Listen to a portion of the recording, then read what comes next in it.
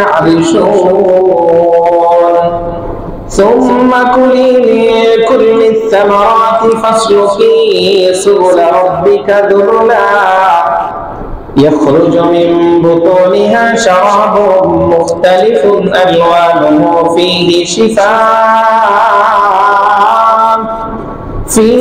شفاء للناس إن في ذلك لآية لقوم يتفكرون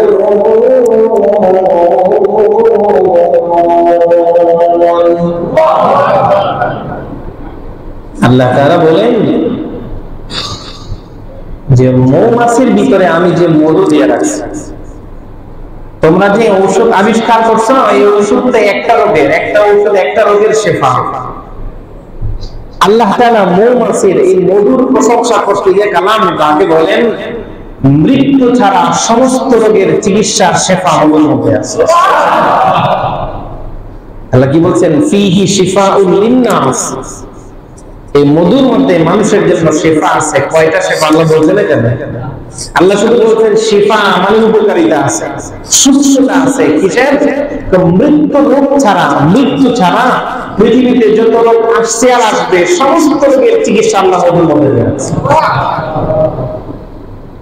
আমরা এখন মধু খাই না, মদ খাই। কথা বলেন না?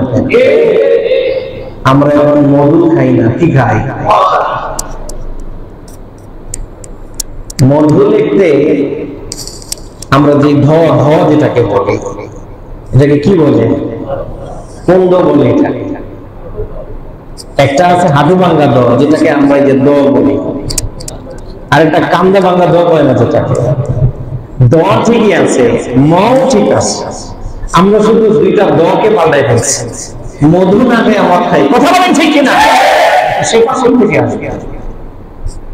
আরে যেটা খাইলে আমার ক্ষতি হবে আমি সেটাকে গ্রহণ করতেছি, আর আল্লাহ বলতেছেন ফিহি শিফাউল লিন্নাস। আরে মধু খাও, তোমার মধ্যে শেফা আসবে, সব রোগের শেফা হবে। আমরা এটাকে মাইনাস করে আমরা যেটা খাইলে রোগ বাড়বে সেটা গ্রহণ করতেছি।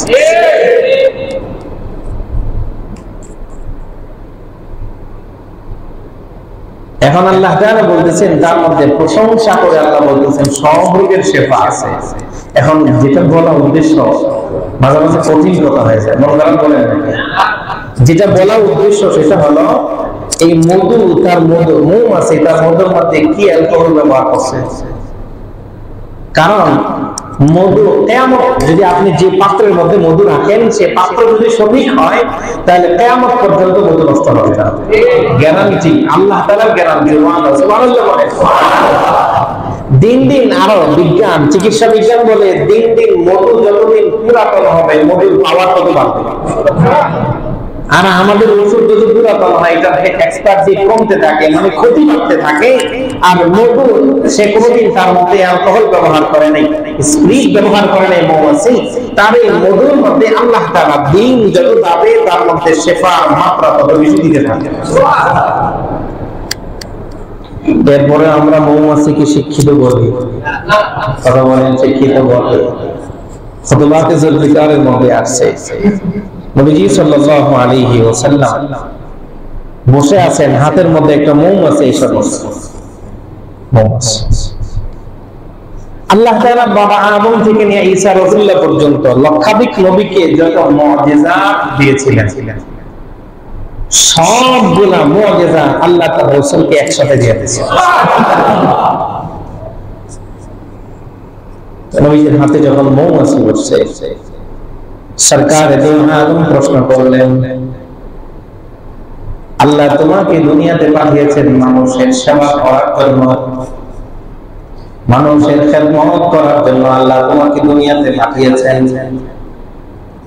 একটা মৌমাছি সারা জীবন ঘুরে ঘুরে মাত্র এক ফোঁটা মধু দিতে পারে। কয় ফোঁটা? একটা মধু সে তার সারা জীবন পরিশ্রম করে এক ফোঁটা মধু সে পেট থেকে নির্গত করতে পারে পরে মাস। বিশ্বনবী মৌমাছিকে বললেন, আল্লাহ তোমাকে দুনিয়াতে পাঠিয়েছেন মানুষের খেদমত করার জন্য, সেবা করার জন্য। বিভিন্ন ফুল থেকে তুমি মধু সংগ্রহ করো। কখনো কি এমন হয় তোমার পেটের মধ্যে বিষাক্ত কোনো ফুলের মধু প্রবেশ করে?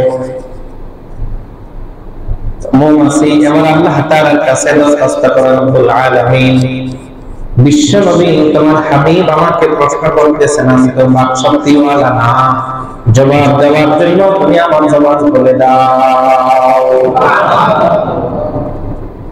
এবার মৌমাছি মানুষের মতো আল্লাহর পয়গম্বরকে সালাম দিয়া বলে, ইয়া রাসূলুল্লাহ, আমি যখন ফুল থেকে মধু সংগ্রহ করি, আমার দেহের মধ্যে, আমার পেটের মধ্যে কখনো কখনো বিষাক্ত ফুলের মধু চলে আসে, এটাকে প্রসেস কিভাবে করো? কারণ আল্লাহ কালামে বলছেন ফীহি শিফাউল লিন্নাস, মধুর মধ্যে মানুষের জন্য আল্লাহ তাআলা সুস্থতা রেখেছেন। বিষাক্ত ফুলের মধু খেলে মানুষ সুস্থ হবে, সুস্থ হবে না। এটাকে তুমি কোন প্রসেসের মাধ্যমে, কোন মেডিসিনের মাধ্যমে, এটাকে তুমি কিভাবে সুস্থ মধু বানাও, অসুস্থ মধুটাকে ভালো মধু বানাও? এবার মৌমাছি বলে, সরকারে দো আলম, আমার মনের অজান্তে, আমার নিজের অজান্তে যখন কোন বিষাক্ত ফুলের মধু আমার পেটে চলে আসে, আল্লাহ তাআলা আমার পেটের মধ্যে এমন একটা বাধার সাংকেতিক চিহ্ন বোঝার জন্য শক্তি দিয়ে দিয়েছেন, সাথে সাথে আমি বুঝতে পারি এই মধুটা মানুষের জন্য কল্যাণ হবে, মানুষের জন্য কল্যাণকর নয়। তখন এটাকে পবিত্র করার জন্য যে মালিক আমাকে বানিয়েছেন, আমি তার কাছে দরখাস্ত করি। সুবহানাল্লাহ। আমরা মানুষ, আমি আপনি বুঝতেছি কত সহজে আমার সামনে খাবার চলে আসে, কত ইজিলি ভাবে আমার সামনে খাবার আসে। একটা খাবারের দানা আমার আপনার পর্যন্ত বসতে ৩৭০ জন মানুষ তথা মাখলুকের পরিশ্রম লাগে। এখন ওই খাবার আমরা নষ্ট করি না, এবং দামি খাবার আমরা নষ্ট করি না। মৌমাছি বিশ্বনবীর সামনে বলতেছে, যখন আমার পেটের মধ্যে বিষাক্ত মধু আসে, আমি আমার রবের কাছে দরখাস্ত করি, তখন আমার রব আমাকে কোনো মেডিসিন দেন না, আমার রব আমাকে কোনো ঔষধ দেন না। তখন রব্বুল আলামিন আমাকে বলে, আমার মখলুক, তোমার পেটের মধ্যে যে বিষাক্ত ফুলের মধু চলে আসছে, আমার বান্দারা যদি এটা খায় তারা সুস্থতার পরিবর্তে অসুস্থ হবে।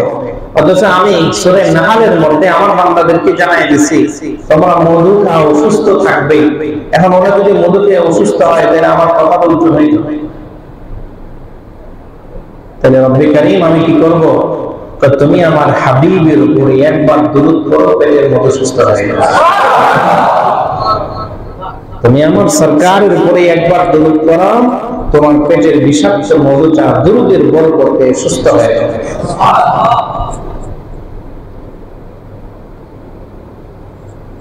এরপর আমরা মৌমাছিকে শিক্ষিত বলি, কথা বলেন, শিক্ষিত বলি? মূল কথা মনে রেখে, মূল কথা হলো আল্লাহ বলতেছেন যারা অশিক্ষিত, মানে যারা জানে না, যারা জানে তারা কখনো সমান না। এবার আমরা জানা কাকে বলে এটা বোঝার চেষ্টা করতেছি। জানা, সব জানাই যদি আমার জন্য শিক্ষার কারণ হয়, এরপরের ধাপে আসতেছে যে আমরা কিভাবে জানি, কিসের মাধ্যমে জানি।